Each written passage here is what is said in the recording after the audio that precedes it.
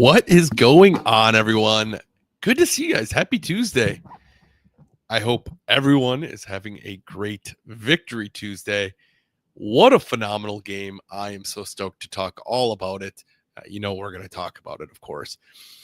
Let's see. We got some people checking in. I know we're still a little early. A lot of people like set timers and join just at 7:30. So we're still a little early. But let's see who's checking in. We got the usual suspects. Before I do that, actually, let me get this banner going because we got the usual suspects here. I see the Tully's checking in from Iowa. We got Swig Coda, Corey, Ben and Callie, and then Kirby. Good to see you guys. Swig Coda, Corey, and Kirby are all checking in from Minnesota. Got a good memory. either that or I just, so used to saying it. Let's see here. Steve. Ben, remember what you said? You snort some Da Bomb sauce to Parson got a sack. I don't remember that. Thankfully, the odds are not that bad for that. Otherwise, I probably would have said some dumb stuff about it. Christy, good to see you. Kyle, good to see you. Appreciate you stopping in. Tony, what's up, man? Hope all is going well. And then, of course, Christy's in Canada. I don't think, Christy, based off of that very short snippet, I don't think I'm going to be getting invited to sing the national anthem anytime in your country. Daniel, good to see you. Showing up from Wisconsin. Good to see you. All right. We have the giveaway link. Let's drop that before I forget, because there is a lot to talk about. So here's the giveaway link. If you're new here, if it's your first time watching, if you've never done this before, there is that link. Fill it out. You do not have to be here to win. You only need to be here to claim you don't have to be here the entire time to win. But if you do win later on, if your name is announced, I just do need you here. I do need you here. That sounded weird. You need to be here basically to say, hey, I'm here. And then there's some interactive side of things to claim your prize. But you don't need to be here throughout the entire live show. Check in occasionally. Put me on in the background. Whatever works best for you. Appreciate you guys hanging out. Oh, it said an error occurred on Facebook. Do you guys see it on Facebook? Is it giving me another moment where it did warn me that Facebook was having some issues with live streams when I went live. I had to go check and make sure I was actually live. Let me know if you guys see that link on Facebook or if I'm going to have to go manually post it over there. Alfonso, good to see you. Okay, everyone's saying that they don't see it on Facebook. So give me 1 second. I'll manually throw it in there. Gotta love technology. All right. I wish I could just pin it. There is the comment I just posted on Facebook. It doesn't let me pin it on Facebook. All right. Raymundo, go Pack Go. What's up, Ben? Hope you've been good. How about them Packers? Man, Raymundo, likewise. Hope all is going well. Appreciate you stopping back in. Yeah, dude, how can you complain after that week? I don't know if you guys saw. There's some breaking news, like right 20 minutes ago, right before we went live, that Christian Watson secured himself a 1-year extension with the Packers. The extension is for 1 year, $13.25 million. And honestly, I think this is a win for all parties, because if you think about it, Watson's obviously on PUP, right? He's on the PUP list. This is giving him a chance to not have to rush back and try to prove something on a contract year, to put some tape out there and get the most amount of money possible. And from the Packers' perspective, they're not going to have to make a decision based off of half a year of football and a half a year that might be a slow build. So this allows the Packers to have him for another year, to hopefully see a full year of football from him. Excuse me. Now, if I don't, hopefully he's able to put together, stay healthy, stay on the field, and put together a full strong year of football and allow the Packers to really evaluate what they want to do as far as extension. But man, I was pretty excited to see that. Christian's been a really good deep threat for the Packers. He takes the top off of defense. So seeing him get a It's not a massive extension by any means, but to see him get extended for even a year allows the Packers to really assess what they have in him, and really helps them kind of going forward.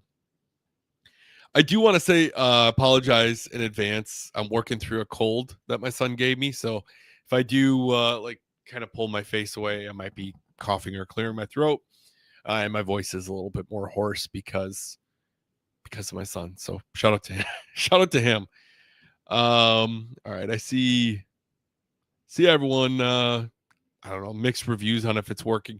We'll drop the giveaway link multiple times throughout the episode. So if you did miss it, we'll see it again. There's, I'll be posting it throughout. Daniel said he got it. Okay. Keith, good evening. Good to see you, man.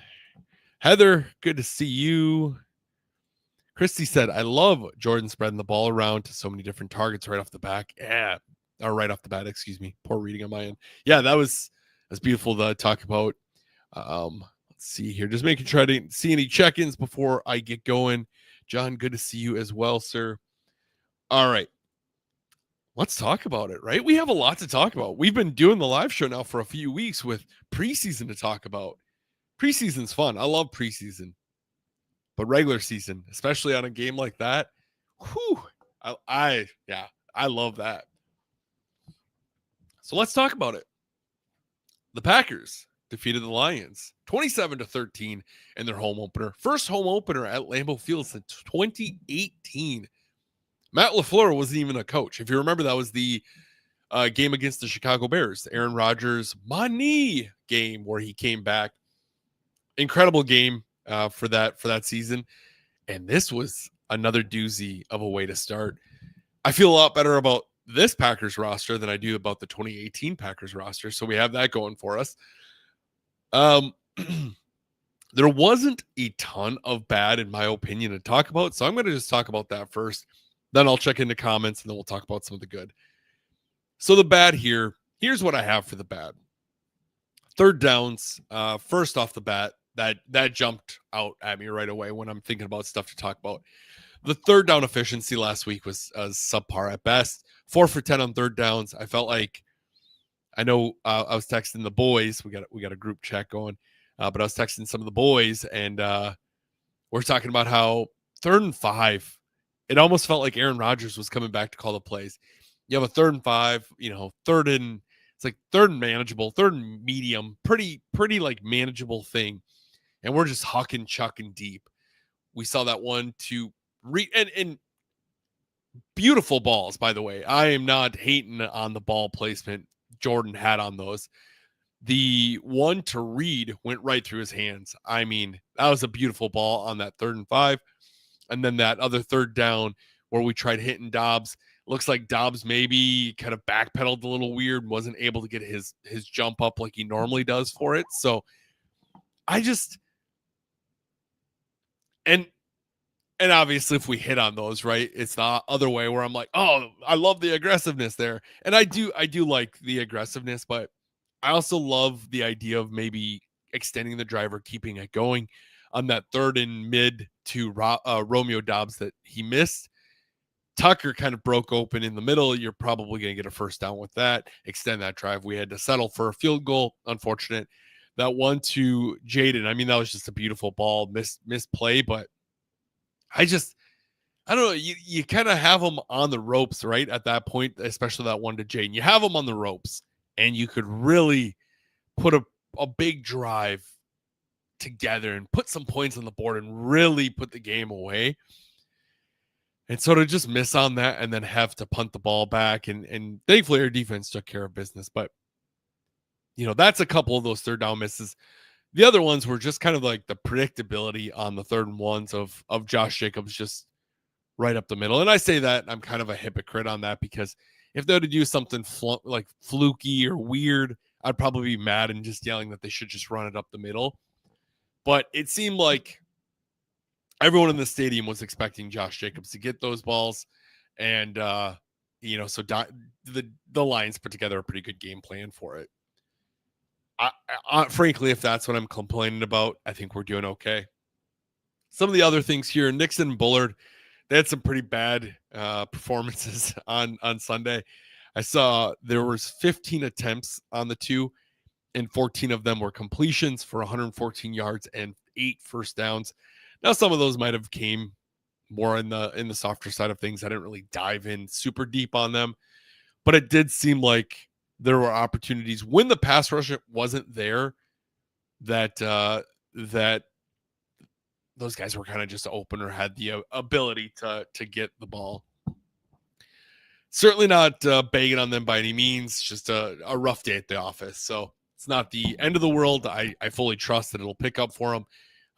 But, I'm excited for Hobbs to come back and hopefully get him be that cornerback one. Third quarter drought.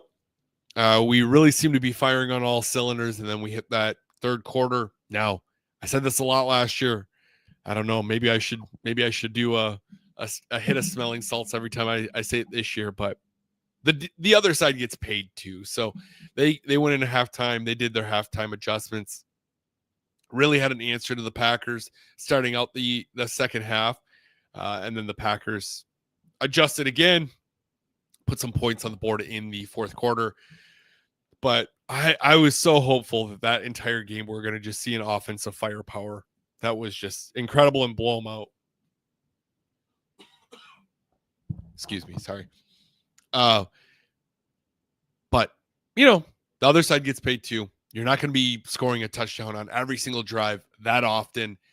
And to be able to put up 27 points against a Detroit team that really in the past few years has stuck it to us, that's good to see. Now, not all of the games were that far away over the past 3 years, and we did go into their home and kick their tail. So it's not like they've dominated us completely, but it was one of those things that heading into the game, I did not expect it to go that way. So the bad is Matt LaFleur's challenges. Oh my Lanta. That one on the sideline. I don't know who's telling him to challenge those. It was there's nothing there that like immediate eye was like, oh, we should challenge that. In my opinion, I'm sitting at home on the couch, but they have people that are watching replays. They see it up on the Jumbotron at Lambeau Field. If you're away, it's a little bit different. You don't get the replays generally, but there's nothing there. I mean, it was just a clear, great play, And then finally, the bad is the injuries. We've seen Zach Tom get an injury, a couple other injuries across the offensive line. I know Jaden Reed, I think, what did it say? He had a foot injury, but he's going to be dealing with that. Matthew Golden, ankle injury popped up, but everything seems fine there. There just seems to be a lot of injuries. So that's always a bummer, right? When you're, I don't know, when everything's kind of clicking and then you start falling apart at towards the tail end of the game. But before I start getting into the good, let's check in some of these comments here. I'm sure I missed a handful of them.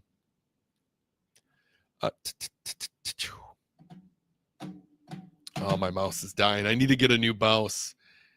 All right. John says, can we start talking about how good Williams and Cooper are? Yeah, I mean, phenomenal draft right there. Those two alone are just, it's interesting because Bullard was drafted in the second round and Evan was drafted, fourth round, I believe.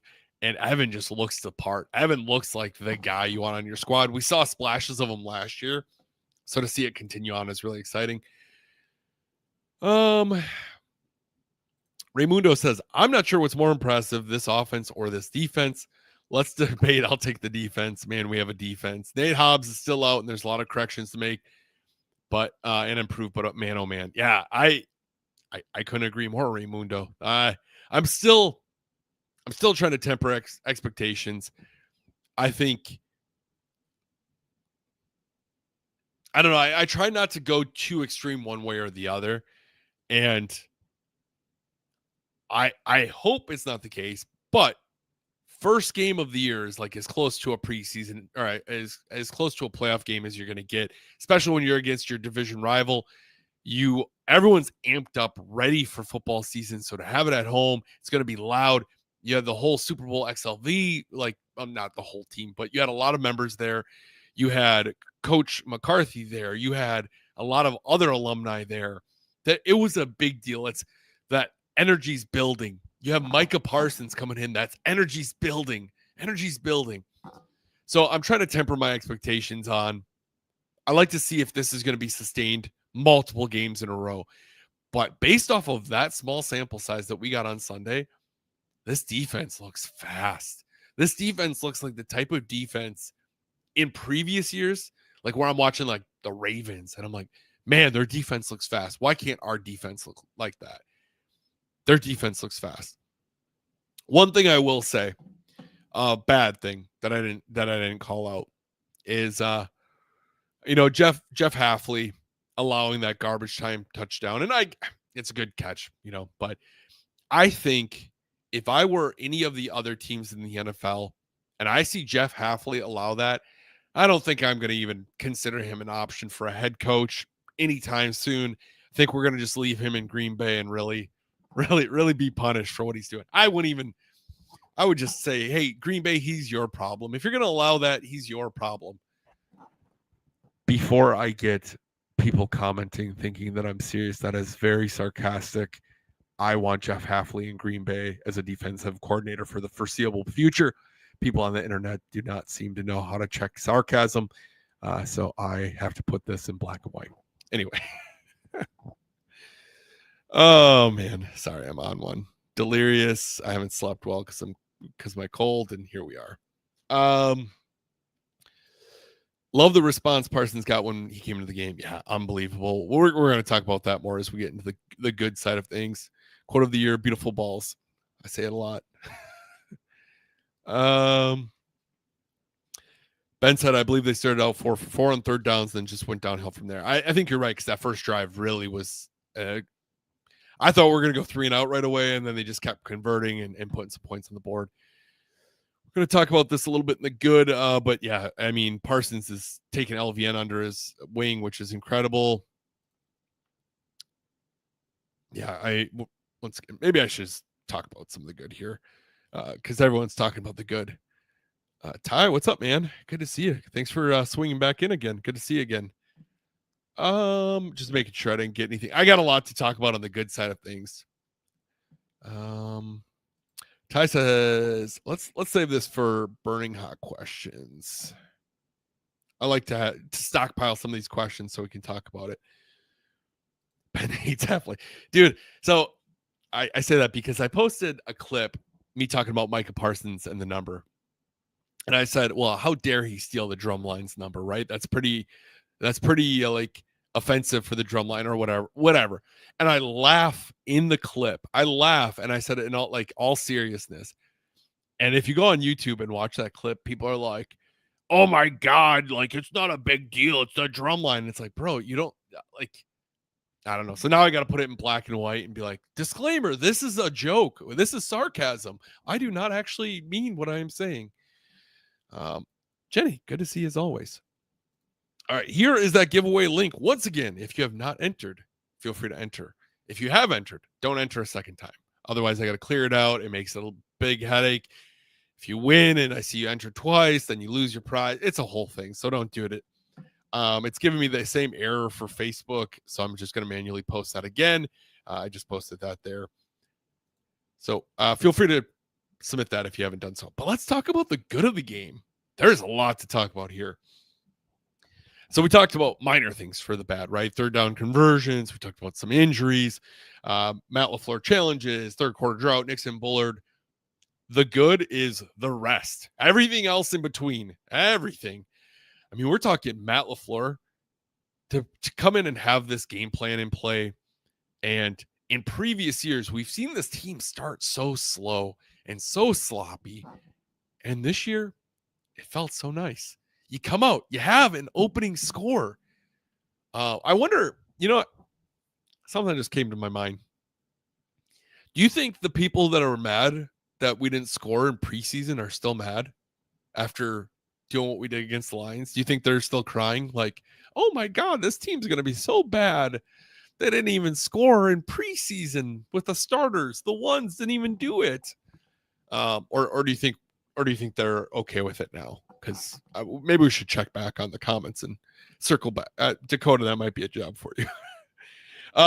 But yeah, I mean, sorry, I'm on one tonight, guys. The NyQuil from last night still in the system. But really, it was so nice to see a team look like they were pissed off. They look like the last few years, the Lions have kind of had their number, especially in Lambeau Field, right? And they're doing Lambeau leaps. They're doing Lambeau leaps in Lambeau Field, and the narrative is that their fans are taking over the stadium, and so it looked nice to have them come in and be like, "Nah, like we're gonna take care of business."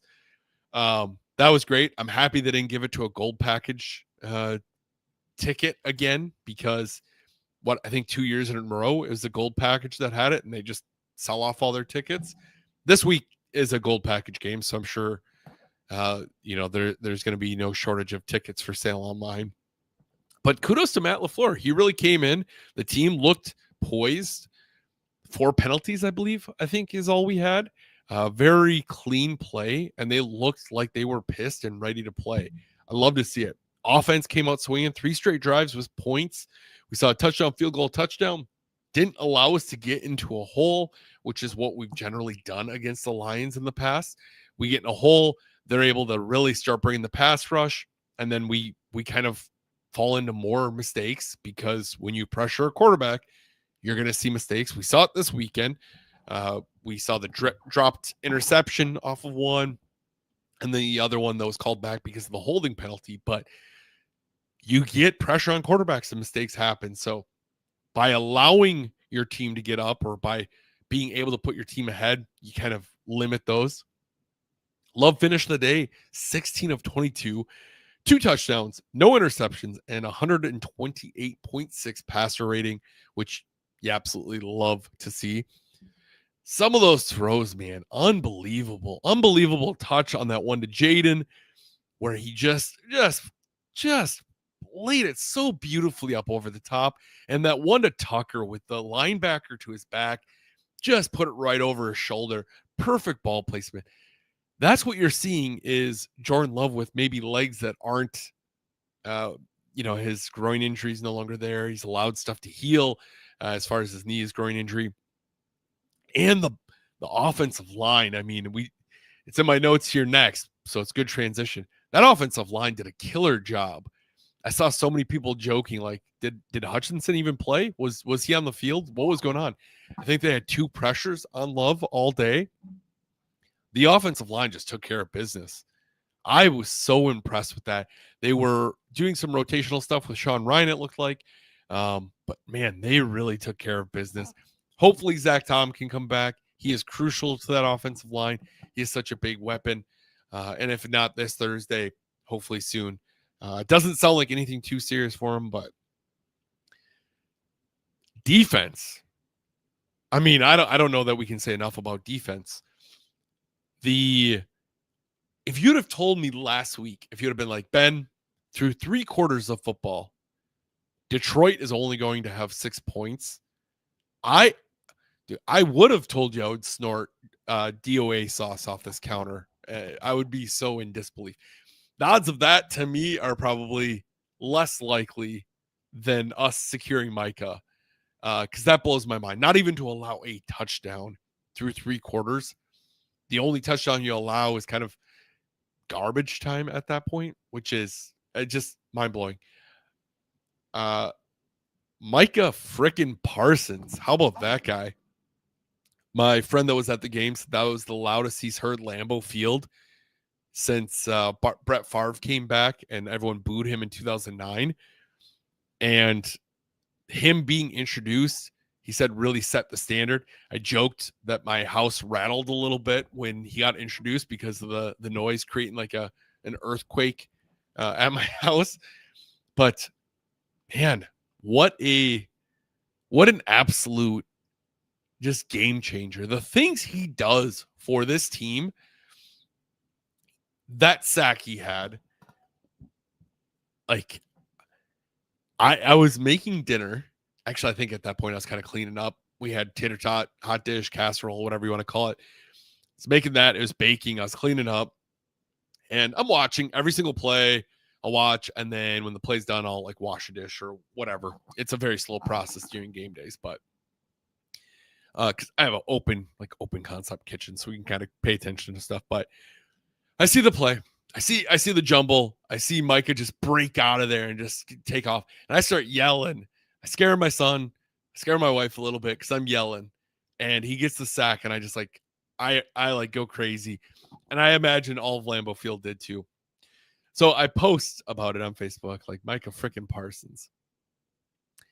And man, the algorithm really did its job on that one and showing it to a lot of salty Cowboys fans, because the amount of people that I got commenting like, oh, he only had one sack. He's not even barely one garbage time sack. And it's like, no. If you didn't watch the game or if you're not paying attention, yeah, maybe he only looks like he had one sack. He had 29 snaps, finished with 3 pressures, one of which took points off the board for the Lions by generating a turnover because he pressured Goff. Goff threw it. Evan Williamson. Williamson? Why am I spacing on that? We're just talking about Williamson. What the hell is it? I'm sure you guys are in the comments right now. Evan Williams. Okay. We've had too many like Williamsons. Yes, I'm doubting myself. But Evan Williams gets the interception off of it. You have I don't know, just gotta love social media, but I really and even when he's not maybe getting pressures on the quarterback, you're seeing things open up for other guys because of what he's doing. He's taking on double teams. You saw LVN get a half sack. You saw Gary get a sack and a half. You saw Devontae Wyatt get a sack. Him being on the field is just elevating everyone. And he's taken LVN under his wing. He's hyping him up. Like, that is what you want out of an acquisition. And man, I was so jacked when he got that sack. I've seen people saying it's like when you watch National Geographic and that lion comes out and is hunting his prey, and the prey is trying to escape, but it's just like not going to happen. That's how it felt watching that moment. It wasn't like, as far as plays, it's not like the craziest play you'll ever see, but watching that play in that moment just felt like one of those plays that I'll remember for a while. That'll be something that I always like reference back to, that moment, that game of landing Micah Parsons and then seeing him come out of that double team and explode out of that pile and just get to the quarterback was just beautiful. Let's see here. See what, I'm sure we got a lot of comments. Let's see what we got here. Feel free to start dropping some questions if you got them. We're going to be transitioning to the burning hot questions soon.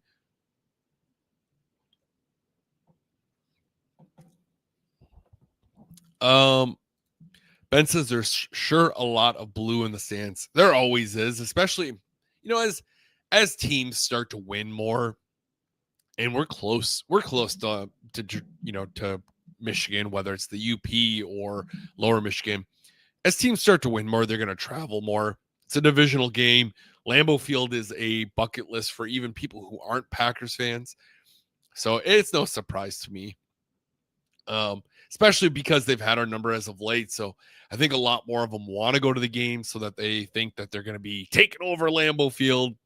But this time it didn't go in their favor. They ended up leaving early. If Packers keep doing that to them, odds are they're not going to be coming back, at least not to chirp. Jeremy says Brooks and Jacobs did a great job at blitz pickups. Yeah, I mean, kudos to them. They really stuck it in there. It looked like Detroit was blitzing a lot at times, and they just popped right back, which was awesome. Kirby says, I feel like opposing fans at Lambeau Field is a good thing in a sense. Everyone wants to go see a game there. It's a safe stadium, tons of stuff to do. I don't know if you ask people, there's nothing to do in Green Bay, Kirby. So great tailgating. No one has to worry at Lambeau Field. They can enjoy football. That's what you hear so often. It's like, I can't believe how nice people are. It's like, that's how it should be. We're not going to stab you because you're here in opposing clothes. We might razz you. We'll give you a hard time, but we're not going to, I don't know. There's, and I say we, but there's always going to be some people who suck no matter where you're at. But for the most part, you come to Lambeau Field, people are going to treat you with respect. You know, everyone's going to be having a good time. Jenny says tater tot casserole for sure. Excuse me. Thanks, Ty. Yeah, I it's just one of those things. Sometimes I can't remember Williams. I don't know. I go back and forth.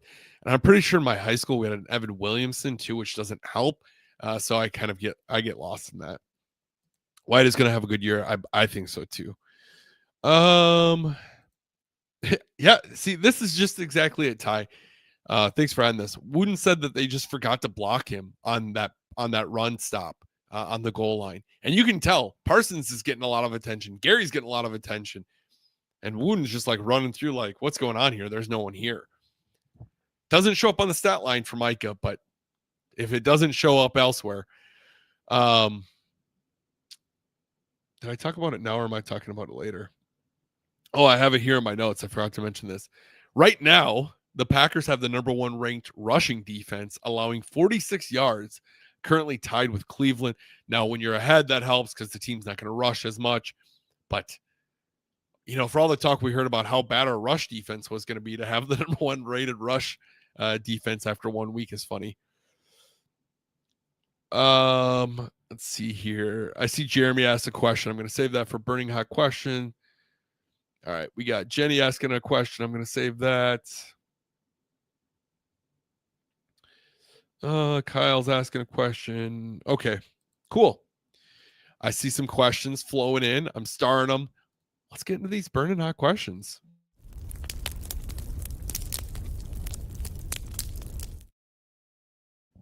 Before we do, I want to say thank you to my friends over at Legendaries for sponsoring the episode or sponsoring the show all season long. Last week, we talked about their new peanut butter and jelly wings, and I went and had them. And I wasn't sure what they were going to be. I was a little worried. I was like, oh man, are these things going to be like a really sticky, like just thick mess? You know, like when you get peanut butter really warm and it's really spreadable and it's nice, but man, it just coats your mouth and you feel like you can't swallow. It was nothing like that at all. It was like a Thai peanut sauce with a little bit of like grape jelly or jam, whatever. I think probably grape jelly, peanut butter and jelly, so probably not jam, even though they're like the same thing. I don't know. Anyone tells you otherwise, probably nerds. And then there's just a little hint of spice there, which it was nice. It was a nice sauce. I would definitely recommend it if you like those sort of things. If you're like, it's a weird combination, I'm not going to do that, but you are coming into town, go check out Legendaries. Either way, they have some great wings. One of my favorite places to go. I am excited to announce that next week I actually get to go meet the legend himself. I am going to go meet Larry, and I'm going to sit down and talk to him a little bit. I've wanted to interview him for a long time about life. I think entrepreneurs are really interesting. I think I've worked in the restaurant industry for a long time back in the day. So to hear his story is going to be a lot of fun. I'm going to be bringing my camera along. I'll be recording it and stuff, so I'm sure you'll be seeing clips out on the page. But I'm super stoked to meet Larry. You know, he feels like a guy that's like kind of a mythical figure at this point. Like, he doesn't feel real. I know Colonel Sanders is real, but it's kind of the same thing, right? Like, Colonel Sanders just feels like this character that's made up for the brand. That's how Legend Larry's feels like. Like, Larry doesn't feel like a real person to me. It feels like this thing that's made up for the brand. But I'm super excited to get a chance to meet him and hang out with him. So I'll be sure to update you guys on Tuesday on how that goes. All right. John says, love those. My new favorite. Dude, they are really solid. I was pleasantly surprised. I thought they were really good. I'm excited to see what other like specialty flavors they do. It sounds like they're going to keep doing them, but those were really, really good. All right. Sorry, guys. Doesn't help to talk a lot. I don't talk a lot at work because I work remotely. So really, really getting all my yapping in tonight. Start out with Ty. Ty says, will you be at Lambeau Thursday? I'm going to be there screaming when Parsons hits the grass. Dude, Ty, have fun, man. I unfortunately will not be there. Sorry. I unfortunately will not be there. I'll be at home watching with my wife and son. But I hope you have a good time. If you see me around Green Bay, I don't know how long you're going to coming in. But if you see me, if anyone ever sees me out and about, feel free to say hi. You're not going to bother me. If I'm like carrying my son and a bunch of other stuff, just please don't ask me for a photo right there at that second. Otherwise, fair game if you see me just out and about. Jeremy says, do you think Mike McCarthy took a selfie next to that Jerry Jones and Micah Parsons fence on Lombardi's hat? It's a good question, Jeremy. It's a pretty interesting fence. I wasn't sure if that was real at first. I would imagine that at some point that has to get back to Jerry, because that's a pretty, I would assume, if you don't know what he's referencing, there's fences across from Lambeau Field. One of them is a fence of Micah Parsons in a Packers uniform with Jerry Jones, and he has tears in his eyes, and it says like "Thanks, Jerry" or something along those lines. So Jenny says, "What's for supper on Thursday in the Green Bay guy household?" Jenny, that is a good question. I think as of right now, I think we're doing brats. I think that's what's on the agenda. But good question. What are you guys having for food for the game this week? Kyle says, how many games will it take Parsons to get 12 sacks? 9 games is my guess. 15 total for the season is also my guess.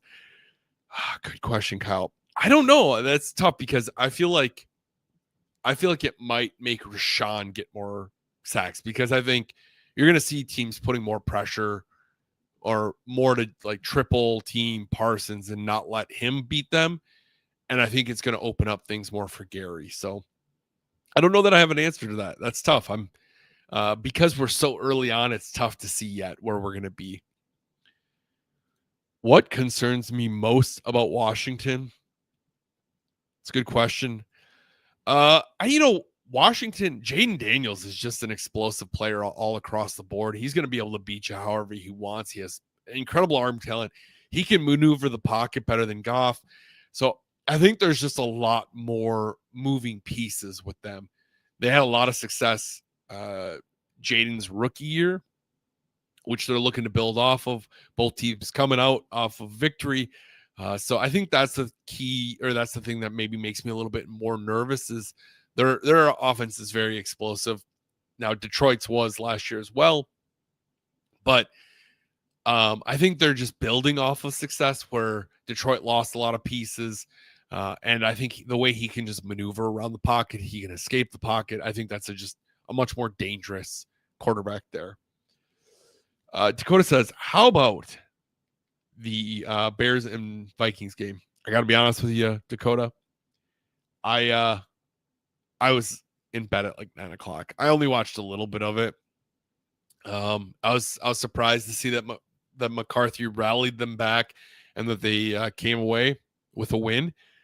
I see Chicago fans are pretty unhappy with what's going on right now, and we're a game in. I do think the Bears are going to I think they're going to get a little bit better throughout the season. Like, you have a new coordinator. Things are tough. It's a young team. They're going to get better, but I love it from a confidence perspective for them. That's going to hurt their confidence. Anytime you bring in a new coordinator on a young quarterback, that's tough. I saw Caleb's put together some pretty bad stats that you don't want to be lumped into. So as a Packers fan, I love that. I don't know. Hopefully they just have hopefully everyone in the NFC North just has a terrible, terrible year after how much they talked last year. Unbelievable. All right. What other questions we got here? Kirby says, tell Larry to bring back the dry rub. I might slip it in. Where in the world has Matt Ramage been? I don't know where Matt is. Matt's just out living the dream. He's doing his thing. I haven't seen him in a minute. Him and I went to the Blizzard game this year together, which was a lot of fun, but I haven't seen Matt in a minute. I should, I don't know. I need to hit him up. I talk to him every day, but I just haven't seen him in a minute. Ooh, Steve's having some Skyline chili. Ben's hitting the chicken fajitas over there in California. Pizza, that sounds delicious. that was my concern with all of our divisional games. Late in the year. Oh yeah, coming late in the year. Yeah, I mean it's it is tough because there's a lot that can happen from now until then. I want to get excited. I am excited, but I also don't want to get like overly confident. There's a lot of football to be played. We saw Detroit last year start out so hot and just come out guns blazing, and then you saw them kind of, they got a lot of injuries and things happen. I don't know. That's tough. Ty says Matt's video clowning on Cam Newton is hilarious. Honestly, one of my favorite videos that Matt's done in a long time. That is just what a great video. If you haven't, go check out Matt's page. Matt's my guy. I love Matt. Love his family. His wife is incredible. I feel like they're my family at this point because I've known them so long. Matt and I think, started following each other back in like 2009 on Twitter, way back in the day, and that's how we met each other. He used to hang out digitally or virtually. We would just tweet each other all night because he worked overnights. I was in college. I worked overnights. And then we had a group of people that would just tweet all night long. And Matt was one of those guys. So I just kind of kept up with him over the years and really got to know him and his family, his sons. So they're like family now to me at this point. But it's always great seeing the Ramages. If you guys have any other questions, feel free to drop them. Otherwise, we can. I'm going to drop the giveaway, and we can do the giveaway here soon. Unlike previous weeks, we're going to talk a little bit about our upcoming opponent. We're not going to talk a ton about it just because of the fact that we don't have. As we go on in the season, my hope is we'll talk a little bit more about the upcoming opponents. But I like to wait at least a few weeks till we have some more averages on things. When you only have 1 week and you're like, oh, we have the number one ranked rush defense. Well, there's not a whole lot to go off of there. It's a 1 week performance. I like to at least get a couple weeks under our belts before we start talking averages. So while we're doing that, if you are coming into the game, as John's in here, if you are coming into the game, we talked about this last week, but if you're coming to the game, any game, and maybe you're a sober Packers fan, maybe you're trying to get sober, whether struggles with addiction of any sort and you're struggling to be around alcohol, or if you're just like, I don't want to be around it, check out Section Yellow. John, if I'm not mistaken, you said you do a tailgate thing at Stadium View, like your own little thing at Stadium View 3 hours prior to the game every week or every game. They have Section Yellow inside the stadium as well. Section Yellow does such a great thing. Just check them out on Facebook if it's something you're interested in. I've met John a couple times, got to hang out with John a couple times. He was on my podcast way back in the day. Just great guy all around and very welcoming people. So check that out if you are going to a game and you're just looking to, maybe not indulge or maybe just have a good time without the alcohol. Nothing wrong with that. Look at this. You're having beer, just NA beer, which that's a good thing. Let's see here. All right, let's do Ty, and if you're gonna be drinking, no problems there as well, just want to make sure everyone has their spot to hang out. Don't want anyone to feel like they're at Lambeau Field and I don't know, relapse or anything like that. So let's see. I see a couple let's see here. Raymundo says, if you're coming from California trying to go to a home game, where do you recommend getting the best ticket prices from? I only got them through SeatGeek. Raymundo, that is a great question. I can't guarantee it's going to be the best tickets by any means. I need a ticket. I need a ticket sponsor, to be honest with you. But but no.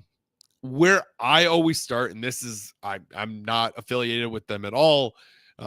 They don't pay me. I don't get any kickbacks or anything like that. But where I always start, even on my website, I start at Green Bay Ticket Service and I look there. The reason I start at Green Bay Ticket Service is I love their transparency on their tickets. They don't have service fees. So if I go on their website and I see a ticket for like $176, I'm paying $176 for it. I don't need to go through some rigorous checkout and then see that it's $212. I know I'm going to click that. You're going to pay your taxes. Of course, you pay your taxes, but you're going to pay your $176 plus your taxes and you're going to be on your way. What you see is what you get. And I love the price transparency. So that is where I always start back when I needed to look for tickets. Now, as I've gotten to know more people in Green Bay, tickets just kind of get offered to me, usually at face value, and I don't have to worry about it. But it's a lot harder when you're out of the area, that's for sure. Kyle says, Section Yellow has opened up so many positive opportunities for me personally and thousands of others who still go by the tail. Yeah, I agree. I stop by when I see John working the table. I'll stop by and say hi to him all the time. It's always good to have those resources. Even if you don't need it, you can appreciate it. That's for sure. Heather says, I hope all stadiums have a Section Yellow thing. I agree. I think it's a great thing. I think, you can still have the fun of the tailgate without needing to worry about if you're gonna relapse, or if you have, even if you're just like, hey, I just don't want to be around it. It doesn't necessarily mean you have to have an issue with alcohol. Christy says, have you seen those white cheese heads in the pro shop? Yeah, those things are wild. I thought about getting one just because it's such a unique thing. And the table now has roster sheets new this year. So that's cool. That's good to have. If you're maybe coming to a game, you don't know all the rosters, have the roster sheets, but awesome. Well, let's do this giveaway. Sorry to keep coughing, guys. All right. I'm going to generate this sheet. Give me 1 second. And then I feel like I'm really blown out here. Ooh. And then get this going.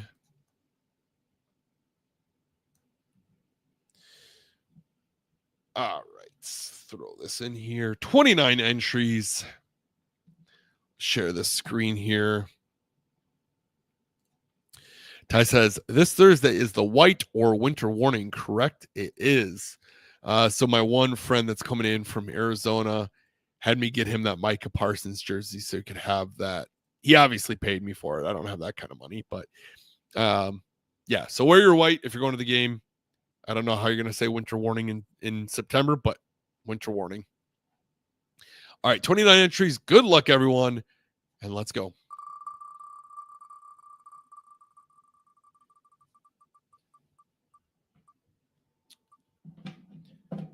Congratulations, Billy.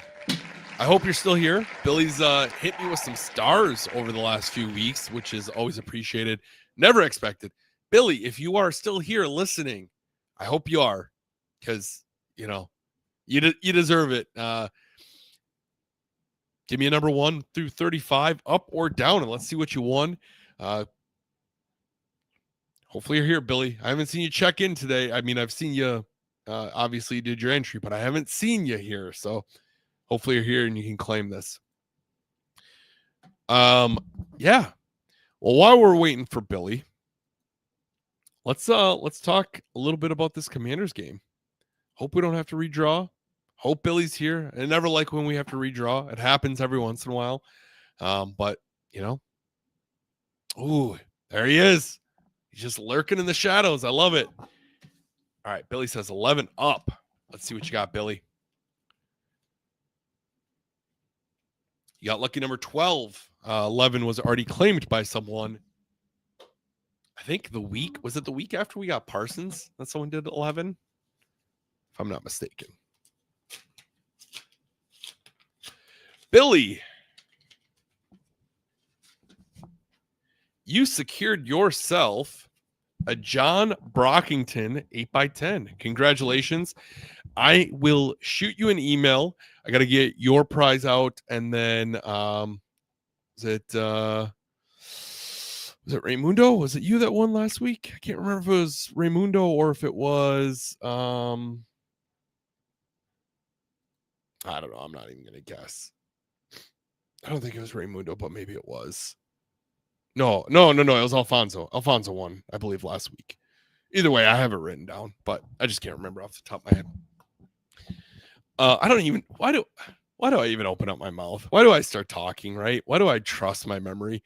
Uh yeah, this week, Thursday night football, 7:15 p.m. at Lambeau Field. Ty's going to be there. Hope you're there. Both teams heading in 1-0 after Washington beat the Giants 21-6. It is the winter warning, so be sure to wear white. Both teams are battling some injuries. Packers list is much longer, as always. Do you guys think that the Packers list is longer because our medical staff is more like thorough or more like nitpicky or just more everyone's hurt kind of thing? Or do you think genuinely every single game we're just more injured? Is it a psychological thing that we're always more injured? You know, that are like, oh, this team's beat up, so we got this one. I don't know, maybe I'll start that conspiracy. I did see that Jaden Daniels yesterday was on their injury list, but it looks like he's been a full participant. So maybe that's something to keep an eye out for. But yeah, like I said, as we go, we're going to be like talking more about the breakdowns of the team.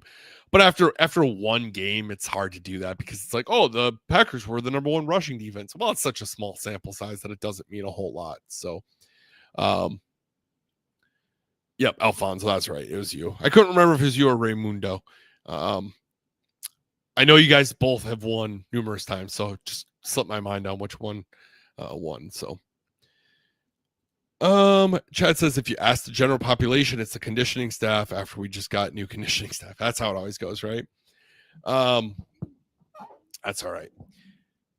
Kyle says we need the same intensity and noise as last week. I hope we get it. I don't know that it'll hit that same level. One, it's a gold package game, so that's probably going to be tough. But I do think people are going to be riding high off of that win, and they're going to be ecstatic and they're going to be excited about it. So I think you're going to see that for sure. Ty's predicting Parsons gets 2 sacks. That reminds me, thank you for reminding me, Ty, what I need to do, and hopefully I can do it by next week. Last year, we did like a scenario of the week that if that scenario hit, we would give away an extra prize during the live show. So maybe I need to find some time to put that together again because that was a lot of fun. So Ty, thanks for that reminder. But let's talk about the story of the week. I always like doing these. I hope you guys enjoy them as well. I feel like I've said this every time, but if you have to listen to me ramble for like 45 minutes, you deserve to get something out of it. And hopefully that's a little bit more knowledge. And not hopefully listen to me cough for 45 minutes.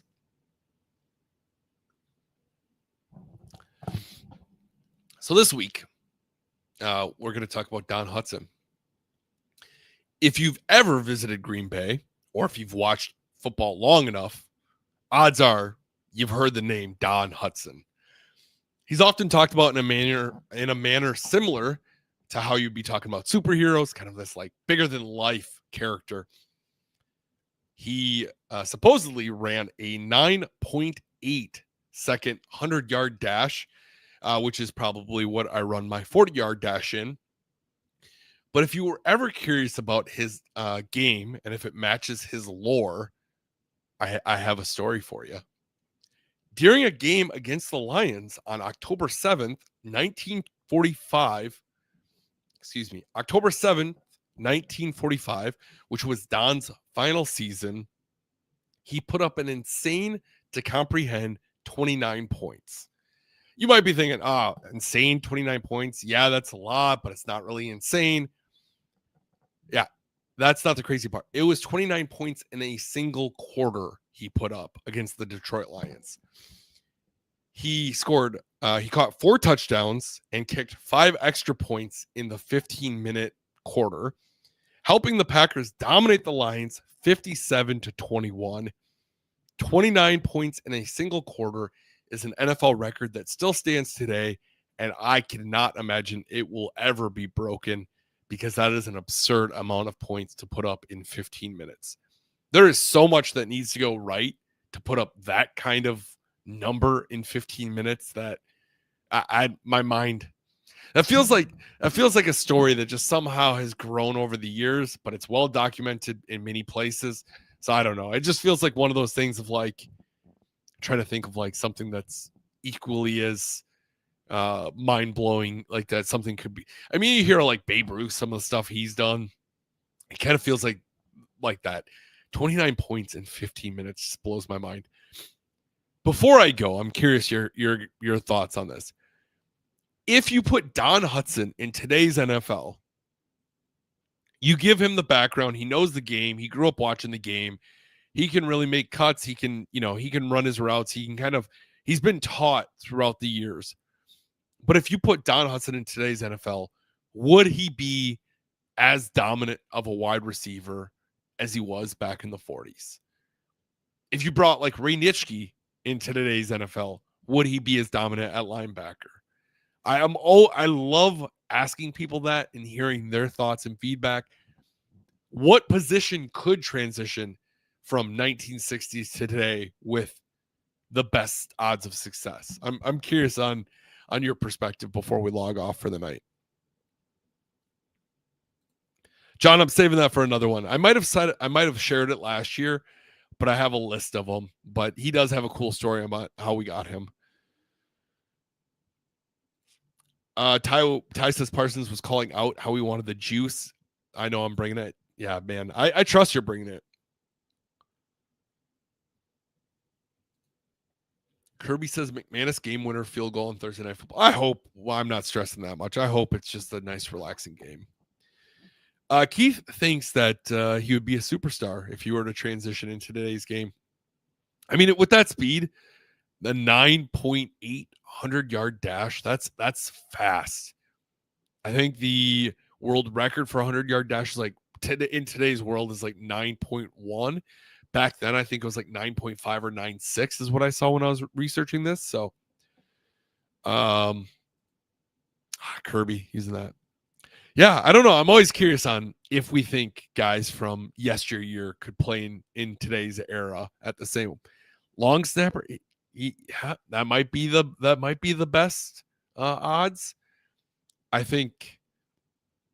I said maybe like running back because you're kind of hitting a hole no matter what, but maybe it's a little bit different. I don't know. So this is always my argument with this, Joe. Joe says if Hudson was as fast as they said, he definitely would have had success now. He's an innovator of what today's wide receivers are. Agreed on that aspect, but Jeff Janis was incredibly fast, helped to make the roster. Bill Schrader, very fast. I don't know, obviously they're not 9.8 100-yard dash fast maybe, but both of them, like Bill had a better career than Jeff Janis. Both of them were really fast, but it really didn't make them that great of wide receivers. It didn't make them dominate in the game. Billy, I like it. All out win on Thursday Night Football. Forgot to do some smelling salts, so maybe we'll do one for the road. Hope you guys all have a great rest of your week. Thanks for watching. Thanks for hanging out. Until next time, hope to see you same time, same place next week. And until next time, go Pack Go. Have a great week, everyone. It's clearing out this time. Go Pack Go. Talk to you guys next week.